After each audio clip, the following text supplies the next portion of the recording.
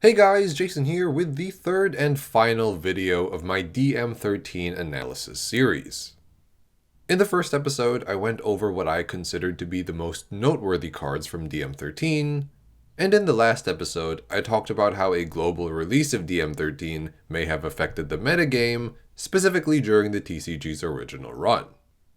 In today's video, I'll be once again talking about DM-13's impact on the metagame, but this time, it'll be in the context of the modern TCG, specifically the IDC tournaments. If you're watching this video, I assume you are familiar with the IDC events. But in case you're not, these are the tournaments run by the folks who run the German Duel Masters channel. The current Duel Masters TCG scene is actually quite fragmented, and there exist a handful of pocket communities across the world with their own rule sets and preferred ways to play. I've chosen to focus on the IDC meta for this video because I believe its international reach and competitive nature already resembles a global TCG metagame. I also believe that it most closely represents the natural evolution of the original TCG run due to its minimal restrictions. Before we jump into the meat of the video, here's a list of the key IDC decks I plan to talk about. I think these are the most important decks in the IDC meta, since they were the top ranking decks in the German Duel Masters 2021 tier list. Unlike in the previous video, I will not be drafting new deck lists with DM-13 cards for each and every one of these. The IDC environment to me comes across as one that can be heavily metagamed, so there are a bunch of ripple effects that are too difficult to account for. Instead, I'll just be giving my comments on how I think the new cards may affect these decks in their current forms. As a quick disclaimer, the lists I'll be showing were all publicized by the German Duel Masters channel.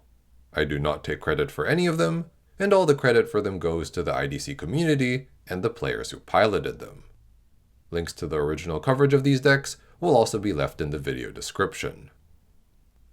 So starting with the control decks, Hydro Hurricane is essentially a Tribal Guardian deck with the insurance of Hydro Hurricane to close games out.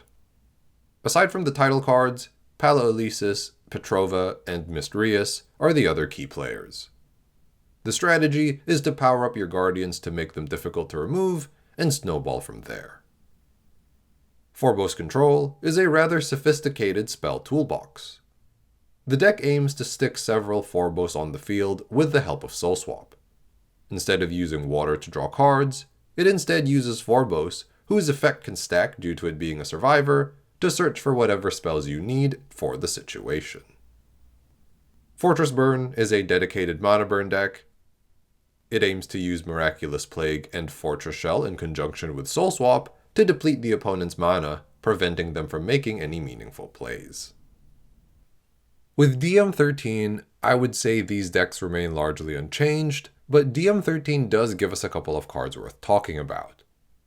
I could see the Grave of Angels and Demons hopping in and out of control decks, especially in the case of Fortress Burn. This card destroys all creatures in the battle zone that share the same name, and then does the same for cards in the mana zone. I think control decks could use this card to tech against each other, especially because a couple of them benefit from effects stacking. It's a card that the opponent can play around, but I think it has the potential to be very powerful. Rain of Arrows could also see some play. It's another example of a low utility, high impact card. But with the potential use of Grave, alongside the fact that Lost Soul, Terror Pit, Cranium Clamp, and Graveyard Recovery are mainstays of the format, I think it could be a very strong inclusion for players who read the meta well. Lastly, Galamuta may also be a valid consideration in Fortress Burn and Forbos Control as a replacement to Cryptic Totem. It gives up Double Breaker, but because those decks already make heavy use of Bronze Arm and Sky Sword, the lower cost from Sympathy makes for a compelling argument. But of course, the IDC meta isn't just about control decks. There are some very strong aggro decks as well. Fire Nature Rush is a deck that needs little introduction. It takes advantage of having access to 3 different 1-drops that can swing for face, as well as the overwhelming power and speed of Gonta. It is an extremely efficient deck, and is one of the most successful decks in the DMTCG's history.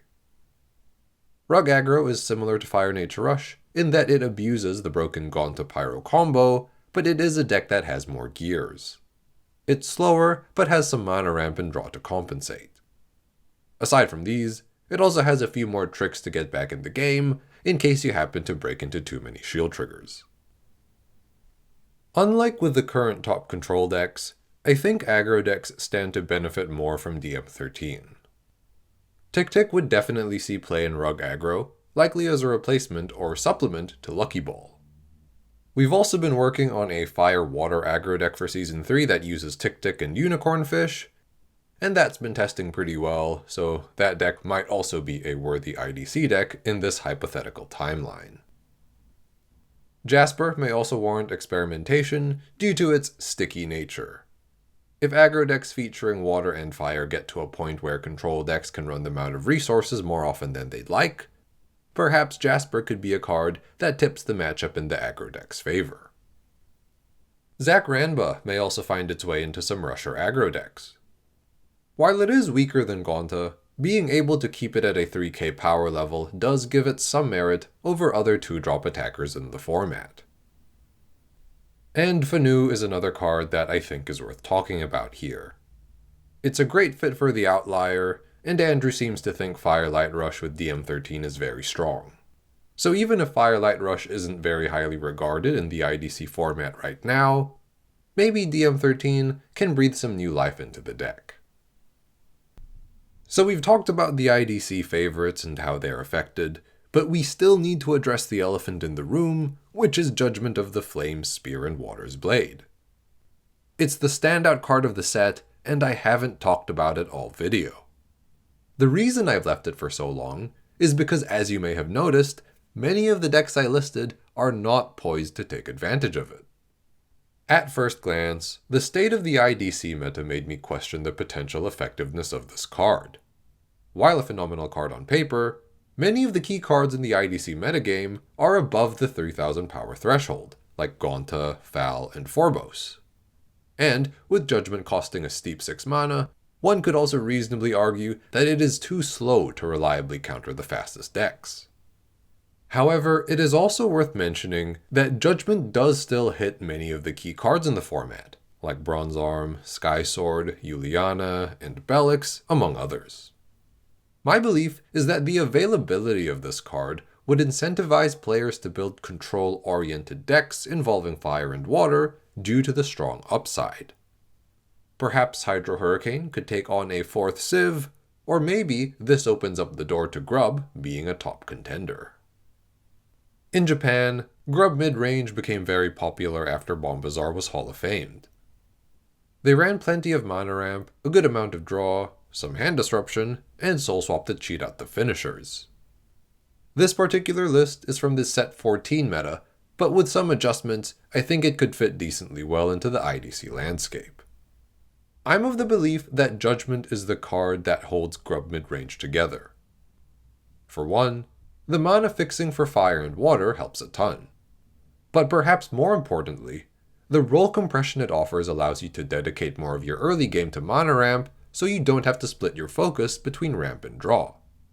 Reap and Sow is also a neat addition, and works very well against slower decks. This is because it allows you to quickly summon Bolmedius while decreasing the likelihood of the opponent being able to answer it. With the TCG adjusted version, we're playing a slightly bigger deck, as is often the case for non-super aggro strategies. The main difference in comparison to the Japanese lists are a max count of Cranium Clamp, which works against control decks, and a max count of Spiral Gate for the aggro decks. 4 copies of Judgment might seem excessive, but it is one of our draw sources, so we want to hit it as soon as we can, especially if we charge one early.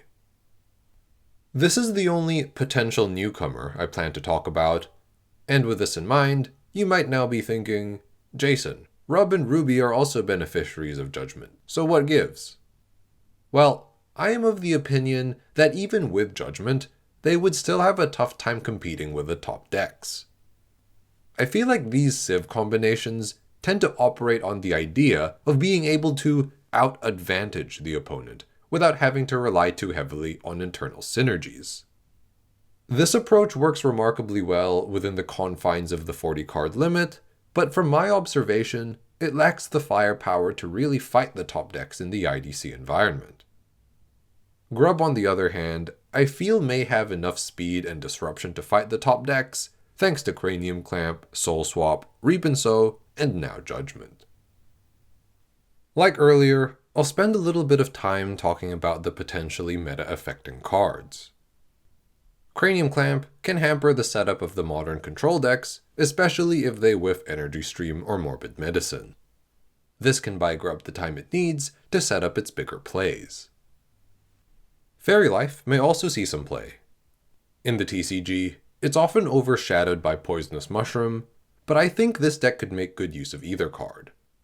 This deck really wants to hit a mana acceleration card by turn 3, so it's important to have something to supplement Bronze Arm. Reap and Sow is actually one of the most important cards in the deck. It can be played as early as turn 4, and curves into Bolmedius and Lost Soul. By effectively gaining 2 extra turns in mana, you drastically decrease the chance of an opposing control deck disrupting your big play.